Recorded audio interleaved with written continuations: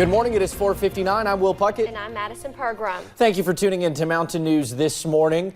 Madison, we're seeing rain and consistent rain. It is. And I woke up, I'm like, what is that noise? We haven't heard it in so long. I know. Oh, it's gorgeous. It's beautiful. Let's bring in Kelly McShane this morning.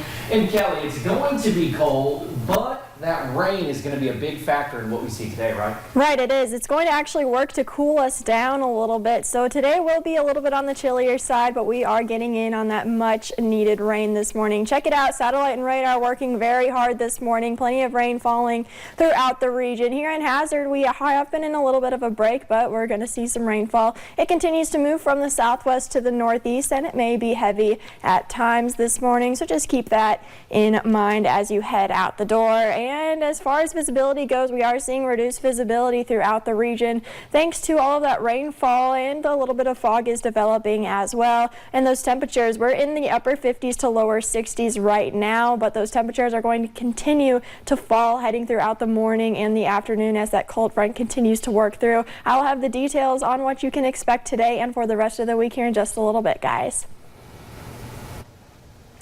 Thank you, Kelly. Well, one West Virginia tourism attraction is drumming up an economic boost in Wayne County. Rustic Ravines is a cabin rental resort in Kanoa that opened in 2017.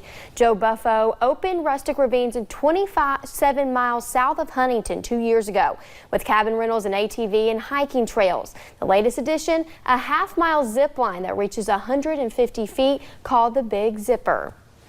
How many serious accidents have you had on these things? Zero. Absolutely none. Zero? That's good. We've got some grants coming in that we're going to be working on for a mountain coaster and a bunch of other things, more attractions. The zip line is just the beginning. Buffo's vision is for this resort to keep growing, turning the remote town of Genoa into a vacation destination. The owners say it's an ideal location because it is near 4 state parks. Natural Bridge is a step closer to some big improvements. Yesterday, we learned the state park is receiving more than $1 million. The park is scheduled to receive a new lodge roof, wastewater treatment plant, and renovations to most of its lodge rooms. And a new approach to learning is introduced in one Floyd County school. A sensory hallway is allowing students at Betsy Lane Elementary School to be hands-on and to get outside the classroom, mixing fun and learning. From hopscotch, leapfrog, catching butterflies, and stomping on bugs. Floyd County Superintendent Danny Adkins says the school has already had positive responses about the hallway. This is the first sensory hallway in the county, but other schools have already contacted the superintendent about creating one in their school. A man who many considered a legend died Sunday night. Jack Hall was a coach who made an impact in the mountains of Pike and Letcher counties. He started coaching in 1957 on the Fleming Neon football team. Years before, he was the star of that very team. He moved to Elkhorn City, where he coached there as well, taking a team with not many wins and leading them to a Kentucky Class A state championship. Despite all of his various accolades, he stayed humble and was a role model to many. And I think a lot of times, how would he handle this situation? And what would he have said and what would he have done?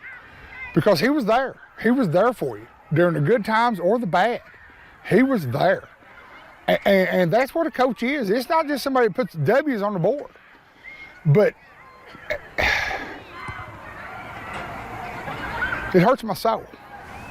Hall retired from high school football in the fall of 1992 at Fleming Neon. We'll have much more from those who called Hall a friend and mentor in our 6 o'clock hour right here on Mountain News this morning.